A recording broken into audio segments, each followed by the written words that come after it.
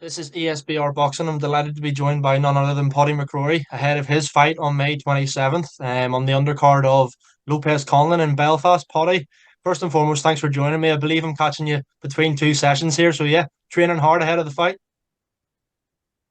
Yeah, mate. Yeah, I've been training hard for the last couple of months now. We kind of knew that this was coming up, and as you say, in between sessions, just we're starting to taper off now because we're only 3 weeks out. So things have been good. Absolutely. Obviously, now you mentioned there we're just, what, 3 weeks out roughly from fight Yeah, night. yeah, It's another massive show in Belfast. You've been on a couple before. You must be absolutely chuffed with that. yeah. Of course, listen, like so obviously it's a mixed show. He's bringing mixed the one that brings like the TV and brings like the fan, like like like the fanfare. But I've been riding on the back of mixed now for 4.5 years, and I feel like I'm building like my own fan base now, and it's such a privilege to be part of such a big show on BT Sport. Absolutely, you're definitely building your own fan base. I was gonna, I'll come back to that. I'll come back to that later on in the interview. But for now, I just want to kind of focus a wee bit on your opponent. Anyone that doesn't know, I believe you're fighting Diego Ramirez on May 27th. Is that right? Yeah, yeah. Listen, Ramirez, we got it over the line just last week. We were in talks with 3 or 4 different fighters. There was many different opponents, many different styles, but this is where we came and this is where we're at, and it's another hurdle that I have to get across to stay on course. Absolutely. You know, he's a tough, durable fighter. Obviously, he does 25, 9-1, but it hasn't been stopped a whole lot of times, I don't think. Do you think You know? a knockout for yourself would be a bit of a statement here? Yeah, of course. So as you say, he's like he knows his way around a ring. He can bang a wee bit.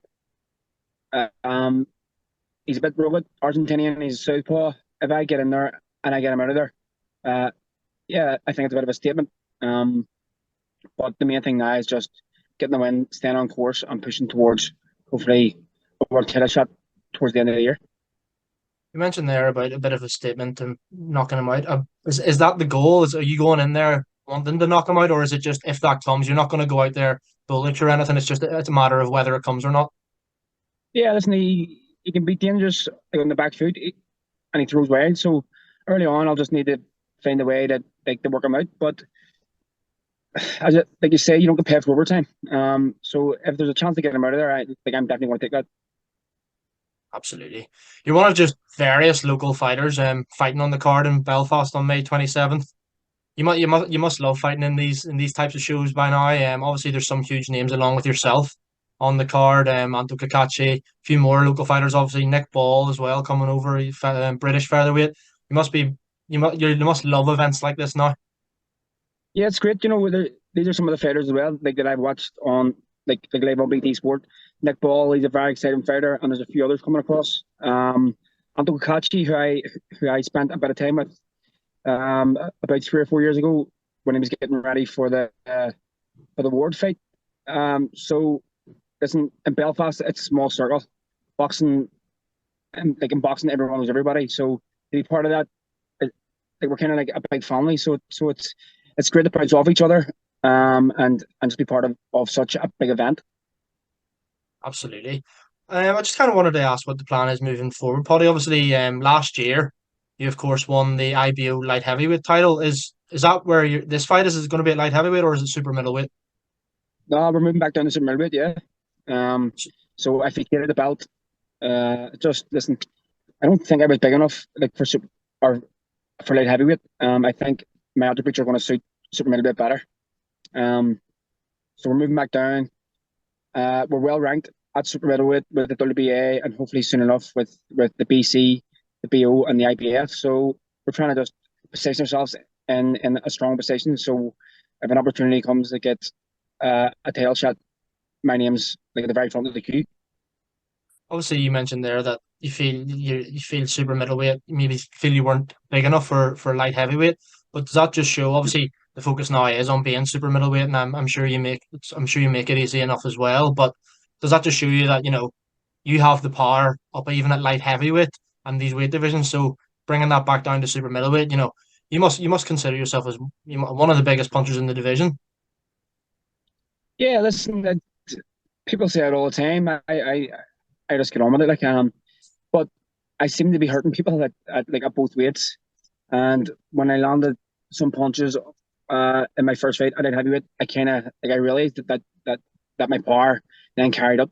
So it's good to know that I have that sort of strength and power in the locker. But of course, I don't want to be known as just a big puncher. Um, and I think I'm starting to get this stage now where a big punch isn't isn't like the be all and end all. You need to be able to fight. You need to be able to box and be smart in there. So I kind of want to be able to do it all. Absolutely, yeah. I think that obviously, given this is such a big night of boxing, as you mentioned before, live on BT Sport, it's going to be big eyes on this, especially given the world title fight in the main event. Do you feel that a standout performance here puts you right on title contention at super middleweight? You mentioned about good rankings with the WBA and so on and so forth, but a standout win here, potential knockout win here, sure you can't be ignored. Yeah, definitely. Listen, we're in a good position. The original fight for the show was meant to be Yamaguchi Falcao, who ended up fighting for the world title 2 weekends ago. So I think if we go over this, there's a chance that we might get that fight. But if not, I'll regroup and Jimmy Conlon and Conlon Boxing, I'll pick a path for me to go on, and I have full trust in them. But if I go out and put on a good performance, it's becoming like my name is becoming more and more. It's becoming more difficult to avoid. Absolutely. I saw something on Twitter, and I just kind of wanted to get you to confirm this as whether it was bullshit or not. But I saw something about a Berlanga being a potential opponent at one stage. Was there any truth to that at all, or was it just speculation and rumors? Yeah, we were in late stages of negotiations. We had an offer on the table. Just didn't think that the offer was good enough, and we proposed a different offer, and then by the time that happened, the fight with Jason Quigley was announced. So unfortunately, we didn't get it over the line. It's a fight like that I would have loved. But I also have to realize like my own value as well. So when the fight came about, I was excited. I would have loved that fight. Berlanga's a big name in the US. It would have put me on like a whole new platform. But it didn't happen. But we were we were definitely in talks about that. Very interesting, very interesting. We're obviously we're in May now, the beginning of May when we're recording this, fighting in a few weeks' time. 7 months left, still 2023. Ideally for you, Potty, how do you want the remaining months to play out, kind of in your career this year? Another couple of fights after this. Pick up a belt at super middle, fight for the world title. Even ideally, how do you see the rest of the year panning out for yourself? Yeah. So listen, boxing is so strange. Like I said, but 3 or 4 weeks ago, we had so many options on the table. Falcao, we were speaking with Berlanga. We're talking about a final eliminator and stuff, and things just change. And now we're here with Diego Ramirez. We're hoping to get some type of title on the line. But ideally, we get over to May 27th and then push towards hopefully the Fela. I don't know what's going to happen with that, but I know there's early talks about events with or without Mick Conlon, but it's always great for him to be part of that. But that would be great. But the main aim is to get a shot at the world title. That's why you're in boxing, isn't it? Dave Morrell's the BA champion. He looks like a serious fighter, but it's a challenge that I'd love to take. And if I wasn't up for that, there's no point of me doing the hard sparring now and doing the hard rounds. Uh, so the the big aim is to get that title shot, but outside of that, we'll look towards the fill in August. Brilliant. Yeah, I'd love to. I personally, from a fan's perspective, I'd love to see you against Morel. That would be a really good fight. Now, obviously, we mentioned we're just a few weeks out. Caught you in between sessions here. How do the remaining weeks look like for you from now until fight night? Kind of when's your last spar? When do you kind of begin to taper down and focus on the weight making process? Yeah, so hopefully I get to England next week. I've spoke with a couple of guys over there about getting some sparring. So hopefully we get that nailed down and get across.